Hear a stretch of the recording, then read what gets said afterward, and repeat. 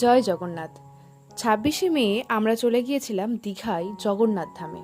উদ্দেশ্য ছিল জগন্নাথ ধাম দর্শন করা। হ্যাঁ, এটাই হলো মেন গেট। ওপরে লেখাই আছে জগন্নাথ ধাম।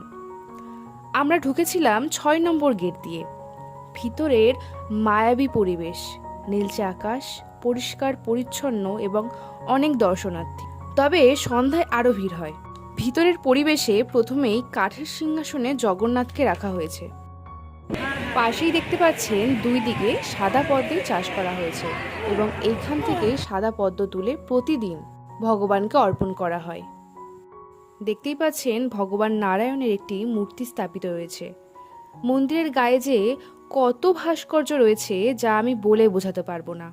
এছাড়াও অসংখ্য ভগবানের মূর্তি রয়েছে যা ভিডিওতে আমি শো করতে চাই না, কারণ আমি চাই না আপনাদের আকর্ষণ নষ্ট হোক। সকলে আসুন, জগন্নাথকে দর্শন করুন, অনেক ভালো লাগবে, অনেক শান্তি পাবেন। এরপর দর্শন হতে চলেছে আমাদের প্রিয় জগন্নাথকে। মন্দিরের ভেতরে এবং বাইরে এত কিছু রয়েছে, এত বড় জায়গা এবং এত সুন্দর একটি জায়গা যা একটা ভিডিওর মাধ্যমে এক্সপ্লোর করা সম্ভব নয়। কিছু কিছু ক্যাপচার করেছি স্মৃতি হিসেবে এবং মন প্রাণ দিয়ে দু চোখ ভরে দেখেছি। আমরা খুব সকালে গিয়েছিলাম পুজো দেব বলে, তো ভিড় অনেকটাই কম ছিল। পবিত্র স্থানটি দেখলেই মনে শান্তি আসছে এবং কি নিখুঁত এই শিল্পীদের হাতের কাজ।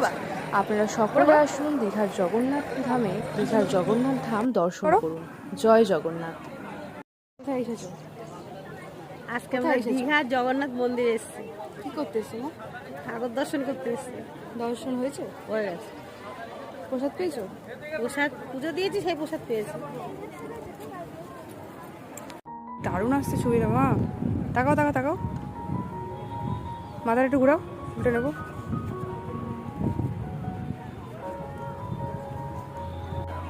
হরে কৃষ্ণ কৃষ্ণ কৃষ্ণ হরে হরে, হরে রাম রাম রাম হরে হরে।